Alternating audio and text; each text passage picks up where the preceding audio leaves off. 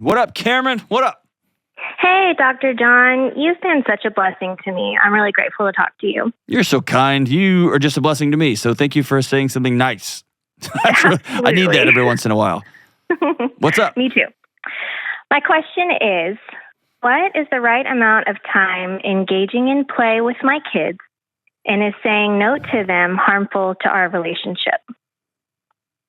Wow, what a great question. Yeah, tell me about where this comes from. Sure. So I've been a stay-at-home mom for 6 years. I have 2 kids, ages 6 and almost 3. And the question of how often I should play with them has really been a struggle for me and for my mom community. I understand that kids equate love with time, and I am continually exhausted by how often my kids, particularly my oldest, wants or expects me to play with her. I worry that my kids are going to look back on their childhood and remember me as the mom who rarely said yes to playing with them. However, I also know that giving them the time and space to engage their own mind and their own creativity is important. So what's the balance? You're not going to like my answers. Is that cool? Yeah, sure. Man, what a great question. Thank you for asking that. Thank you. Okay. Here's a couple of big rocks. And then if you don't mind being the vulnerable one on behalf of everybody listening, we can rabbit hole some specifics. Is that cool? Deal. All right. One of the greatest gifts we can give our kids is the word no.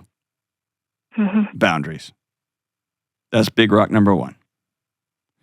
Big rock number 2 is kids cannot be responsible for making us feel good about ourselves.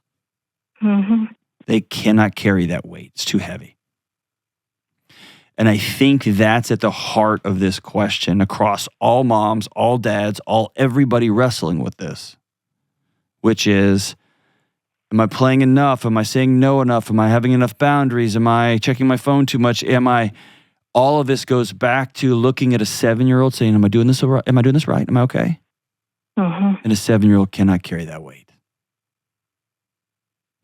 And so the reversal, and the person who I've mentioned her several times on the show, she has put this word out into the universe, and I'm so grateful.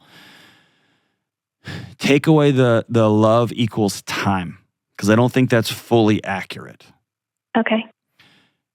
Kids are desperate for, as Dr. Becky Kennedy says, sturdiness, stability. Mm-hmm.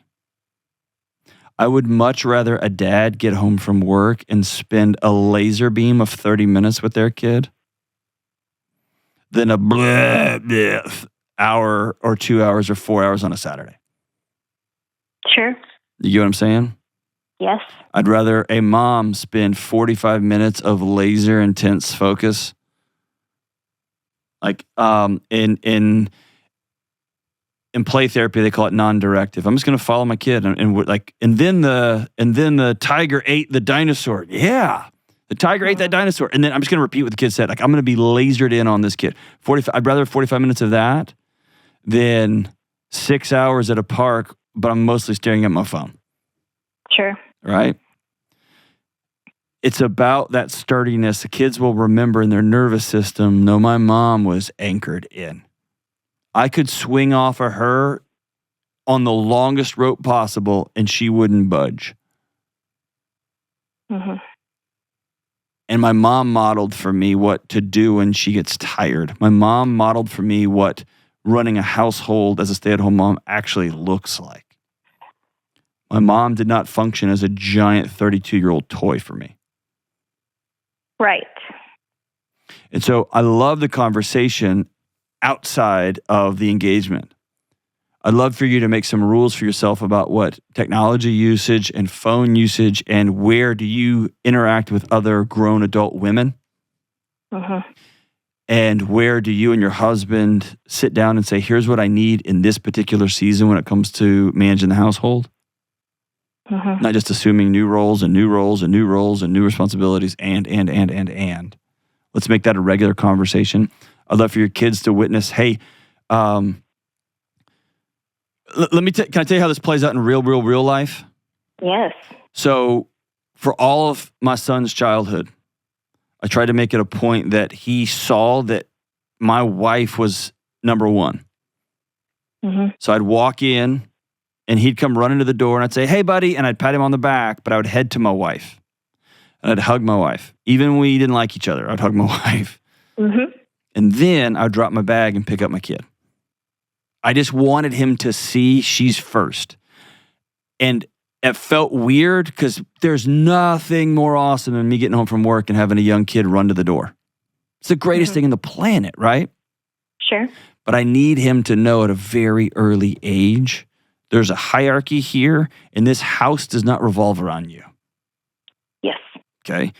And that is a gift, as weird as it feels. Fast forward 1 year, 2 years, 10 years, 13 years of that. Now my son's 14, and he was having a conversation with my wife the other day. And we're in the dating conversations, and when's it too old, or when's it too young, and all that kind of stuff. And he popped off to my wife without even realizing it. He said, yeah, but it's not fair. You get to just live with your best friend all the time. And she just said she just started smiling and got all kind of choked up because we won. Right. You see what I'm saying? He doesn't see a co-manager. He sees two buddies who live their life and they're always wanting to make out in the kitchen. Yeah. See, and so it is going back to what are the big rocks in my marriage? What are the big rocks in the things that I know keep me well and whole? Sleep, exercise. I love having when parents put like little toys in a small little gym in a small room or a couple of weights in the garage so kids absorb, oh, mom takes time to take care of herself. Like she's a good steward and that's different than dropping the kid off and then leaving, right? I want my kid to see that stuff. If they can, they don't always get to all that. So I'm throwing a lot at you. Tell me how you're feeling, how you're absorbing it. Yes, I agree with the hierarchy that you're talking about. And my husband and I have recently started talking about how now that we are out of those little years, where the world has to revolve around the baby because they have to survive. We're out of that. And we are wanting to move more toward the world revolving around mom and dad. Correct. Revolving around our marriage versus our lives revolve around our children. Perfect. And the way that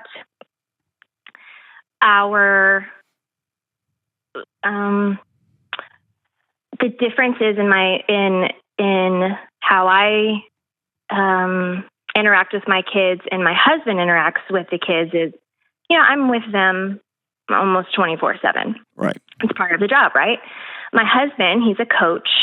And so we have heavy seasons of him being gone. Mm-hmm. And so I'm a solo parent. I'm not a single parent, but I do a lot of solo parenting. Yes. And so there is this level of exhaustion that exists. And I am present with you, but I don't want to sit and play shop all day long. Correct. How old are your kids? How old are they?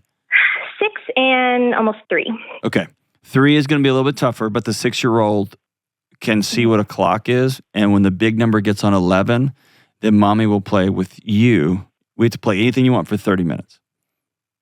Okay. But from when the clock says, and by the way, this is a way to make math a part of their life. Here's an 8 and here's a 9.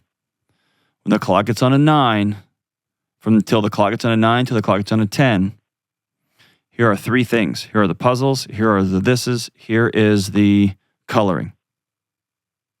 Mommy's going to be in here doing exercise. Mommy's going to be in here preparing dinner. Mom's going to be in here just dead asleep. I'm just kidding. Don't go to sleep with a 2.5-year-old roaming around the house. But you get what I'm saying? Mm-hmm. And what we're talking about here is intentionality. And you breathe in the air of the Industrial mom guilt complex. There's no way for you to win. If you got a job making $400,000 a year right down the street, there'd be moms who are like, oh my gosh, really? Why are you such a terrible person? And if you stay at home, like, oh my gosh, really? Like, you can't win. And even at home, like, you even said it right. I'm not a single parent, I'm a solo parent. Like, you know all the right words, but even inside your own house, you're like, am I doing this enough? Am I not doing this enough? I ask that question with every choice that I make. Okay, so I want you to reverse engineer the choices, because without meaning to, you're still putting your kids as the fulcrum of the decision-making platform in your home. Okay. I want you to back all the way out. What must be true for you to be well? I need an hour a day to go exercise or go for a walk or move my body. I need to have 4 or 5 women that I meet with once or twice a week. And I want you to use the words with your young kids. Hey, we're having grown-up talk. Yes. And they learn, okay, we're going to go in the other room. And I want them to see the things that need to happen. During solo parent season, it's extra important that you have a group of women that come over and have dinner with you guys and bring their kids. Yes. And we have that. Okay. And so that's why I feel more exhausted than I feel like I should. I realize that being a mom and a stay-at-home mom, it's exhausting. That's fine. But it's the what feels like their unquenchable desire for me to engage, like in that imaginative play. And I hate that I say no so much more often than I say yes. And it's even when like other children are around. That's what I feel like. I don't have a game plan for that. Like, yeah, that's it. It's intentionality. Party, yeah, it's intentionality. They're wanting me to go play, like at a children's birthday party. It's like, no, I'm talking to the grown-ups. Well, and again, can we just celebrate that for a minute? Your kids want to hang out with you, right? I talk to parents whose 6-year-olds don't want to be in the room with them. Sure. So kudos to you. That means you're a regulated human being. When I was an unregulated person, my 6-year-old daughter didn't want to be around me, and it devastated me. So good on you. And this is the important boundary time. This is the adult time. The adults are talking right now. You go play with the other kids. Oh, Mom! Go play with other kids. Yes. And then exhale. And then feel it, and then go on to the next thing, because your feelings are going to tell you one thing, and then reality is going to be a different thing. And by the way, you're an in tune enough person. You know what I mean? You know when you're not being, you know when you're just brushing your kids off, and when 100%. I got stuff I got to do. And by the way, your husband, what does he coach? Football? He's a tennis coach. Tennis coach, okay. So I don't know anything about tennis, other than I love John McEnroe. I used to get all mad. I love that, but I don't know anything about tennis. But I'm going to make a football analogy, okay? Sure. A great part of any football coach's strategy is occasionally you just find yourself beating a series and you punt the ball. What does that have to do with being you and your situation? You're not going to get this right every day, and that's fine. You're playing an 18-year game. Right? Yeah. 18 years. There's going to be days when you're engaged, and there's going to be days when something happens in the news and you're just on your phone all day and you tell your kids, go away. You hand them an iPad and go, just here. Those days are okay, and they're not indicative of you as a failed, horrible mom. And there's going to be other days you're like, you know what? I'm packing a picnic and we're going to the lake. We're just going to go play. Yes. And then one of your knuckleheaded kids is going to get stung by a bee the first 4 minutes. Like the whole, you know what I mean? Like the whole thing. Yes. It's a long game. But I want to circle back to intentionality. I want to circle back to the things that keep Cameron well and whole. And then when you feel awkward, or you feel like I just made my kids sad, they're going to be tough, and they're going to be fine, and they're going to be good. Especially when it's bounded. And you said it best. I don't know when I'm in, when I'm out. When that clock it's on 11, I'm closing this thing down, and I'm heading over, and we're going to wrestle, or we're going to whatever. Yes. We're playing. Can I say this on behalf of all parents? Please. Parenting is sometimes so tragically boring.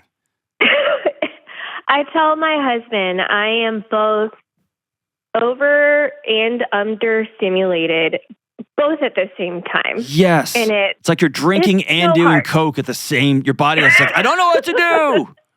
Yes. Are we slowing down? Yeah. Are we speeding up? Yes, it's the worst. It's the worst. I try to follow along with my kids doing like Dragon Restaurant. Like, what? Yes. And it's like they're making it up as you go. I'm like, what are we doing? And it just is. Or I just want to, let's go kick the soccer ball. That's what we agree to do. And then 3 minutes, we're playing soccer, pine cone, war. Like, what? I don't even know what's happening. And I get frustrated. It's okay. Okay. Parenting is boring. It's exciting. It's so bleh. And then it's overwhelming. And then your 6-year-old, within the year, she'll be like, hey, you want to go for a walk, mommy? And you'll be like, yeah. And then you'll just walk out the door and she'll be like, what's 69? And you'll be like, oh God, like, right? That's happening. But how does the boy part get in the girl part? Like, it's coming, you know what I'm saying? And so it's all of this, all at the same time. Yeah, all in the same day. All in the or the same hour. Yes. And then it's like, I don't like enchiladas because enchiladas have brown spots on it. Like, good God. Like, all that. Here's the thing. What are the things that keep your marriage whole?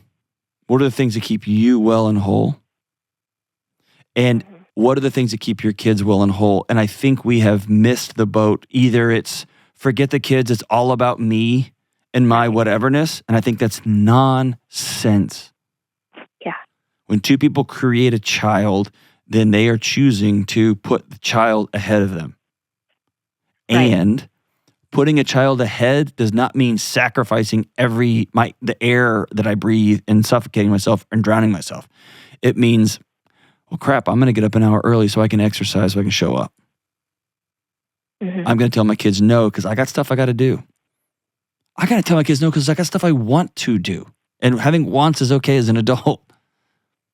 Yeah, I'm just now getting back to that, to my wants. Here's what I want you and your husband to do. Take a half-day retreat in town. Yeah. The marriage you had is over. It's over. Yeah. The marriage y'all get to build next can be freaking off the walls fun. Yeah. But y'all get to pick what that is. And in a large way, your husband's coaching job has just continued to be your husband's coaching job. Mm-hmm. And so his life has not transitioned and changed as much as yours have. And I just don't believe in the pylon. I don't think it's because he's a bad guy. I think he didn't know. He's just going to do the next hard thing. Mm. And his job is on the backs of teenagers. That's hard, right? That's a hard thing to do every day. And so everybody's doing a hard thing. Everybody's working hard. Let's sit at the table and say, okay, cool. What kind of marriage do you want to create now? We get to build something new. And then when your kids get to middle school or elementary school, you get to build something new. And then they go to high school, you get to build something new. Then you're empty nesters, y'all got a whole new thing you get to build. Right. And the new adventure is taking control of what do we get to do next. And it's so rad when you wrap your head around it. Almost all of us spend all of our energy trying to keep it the way it was. We used to do this. We used to do this. It's over. Now we get to do what, who knows, whatever it is. And almost always that things come up. Like, I miss you. I miss being with you. I used to be super into this and I'm not anymore because I got kids hanging on me all day, but I'm kind of into this. I want to try it out. And you just kept coaching in this and I've just kept doing this and that. Let's have all that on the table. Here's all the ingredients. Now let's build what comes next. And I'm telling you, that rhythm, that adventure can be transformational and fun. And it's hard and awkward and weird, but it's so rad. Thank you so much for the call, Cameron. Thanks for being honest and open and brave on behalf of all the people listening. As a parent, seek sturdiness and seek intentionality.